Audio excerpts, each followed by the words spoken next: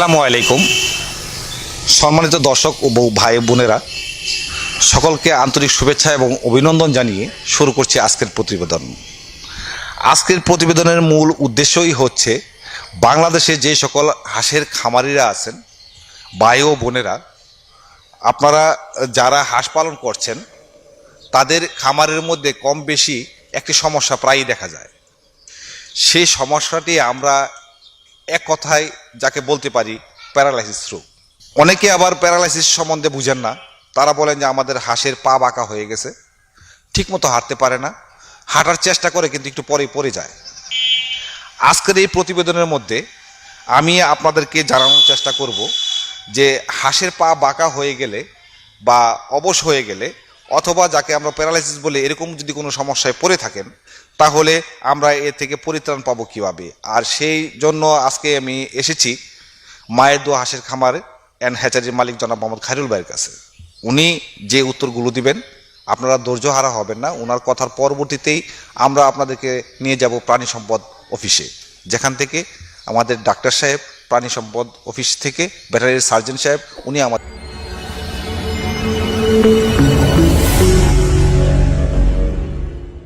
দর্শক বন্ধুরা, হাঁসের পা বেঁকা হয়ে যায় অথবা হাঁটতে পারে না, এই কিছুক্ষণ যায় যায় আবার বসে পড়ে, সেটা আমরা অনেকে বলি যে প্যারালাইসিস।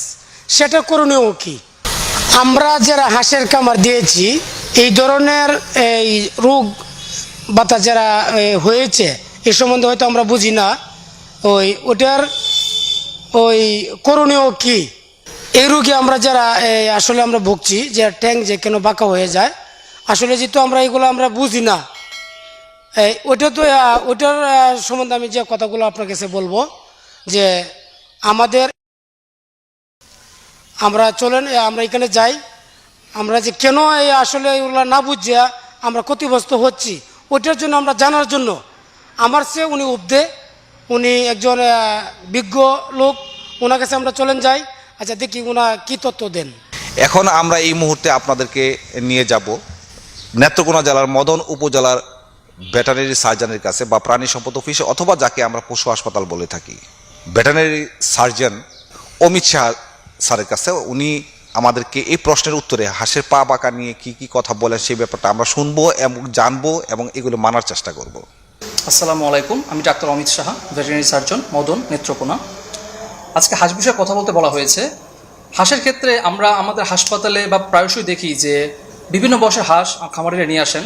তাদের একটা কমন সমস্যা থাকে। সমস্যা হচ্ছে হাঁসগুলো ঠিকমতো হাঁটতে পারে না, অর্থাৎ মাঝে মাঝে হাঁসগুলো বসে পড়ে, বসলে উঠতে চায় না, আবার প্যারালাইসিসের মতো হয়ে যায়। অনেকে খামারের অভিযোগ করেন যে তাদের হাঁস প্যারালাইসিস হয়ে গেছে, অনেক হাঁস মারাও যায়।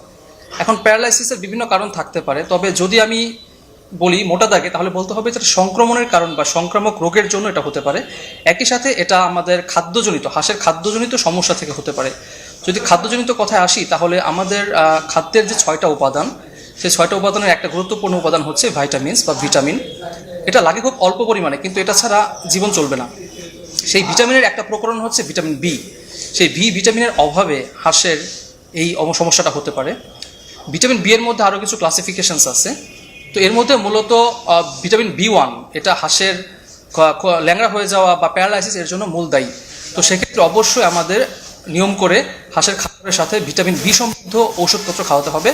কারণ আমরা হাঁসকে যেভাবে লালন পালন করি, সে আসলে তার প্রকৃতি থেকে যে খাবারটা পায় সেই খাবার থেকে পর্যাপ্ত পরিমাণ ভিটামিন সে সংগ্রহ করতে পারে না। এজন্য তার খাদ্যের সাথে সাপ্লিমেন্ট হিসেবে যদি আমরা মাঝে মাঝে ভিটামিন বি সাপ্লিমেন্ট যোগ করি তাহলে সেক্ষেত্রে এই সমস্যা থেকে আমরা মুক্ত হতে পারি। এছাড়া যদি সংক্রামক রোগের কথা বলি, যেমন আমি যদি বলি যে ডাক প্লেগ না, ঠিক ডাক কলেরা রোগের ক্ষেত্রে দেখা যায়, বা ফাউল কলেরা যেটাই বলি না কেন, এই রোগের ক্ষেত্রেও ডিম পাড়া হাঁসে এই রোগটা বেশি দেখা যায় এবং হঠাৎ করে দেখা যায় যে হাঁসটা বসে পড়ে, সে সহজে উঠে পড়তে চায় না। তো সংক্রামক রোগের ক্ষেত্রে অবশ্যই নিকটবর্তী প্রাণী চিকিৎসকের পরামর্শ অনুযায়ী আপনারা ওষুধ খাওয়াবেন। ধন্যবাদ সকলকে। এতক্ষণ যাবত আমরা কথা বলেছি ভেটেরিনারি সার্জন অমিত শাহ স্যারের সাথে। ওষুধ সম্পর্কে বলেছেন আমাদেরকে, ওষুধটা কীভাবে সেবন করাতে হবে তাও আমাদেরকে জানিয়েছেন। আমি মদন থেকে হয়তো ওনার কাছে প্রশ্ন করেছি, কিন্তু সারা বাংলাদেশে যে যেখানে অবস্থান করছেন প্রত্যেকটি উপজেলায় একটি করে প্রাণী সম্পদ অফিস আছে, সেখানেও আপনারা তাদের সাথে যোগাযোগ করতে পারেন, অথবা এখানে যেহেতু একজন ডক্টর সাহেব আমাদেরকে পরামর্শ দিচ্ছেন সেটাও আমরা মানার চেষ্টা করতে পারি। এখনও পর্যন্ত যারা কৃষি প্রতিদিনকে সাবস্ক্রাইব করেনি তারা নিচে থাকা সাবস্ক্রাইব বাটনে ক্লিক করুন এবং পাশে থাকা বেল বাটনটি বাজিয়ে দিন। এভাবেই পরবর্তীতে নতুন কোনো ভিডিও নিয়ে আবার আপনাদের সামনে হাজির হব। সে পর্যন্ত আপনারা ভালো থাকুন, সুস্থ থাকুন। আল্লাহ হাফিজ।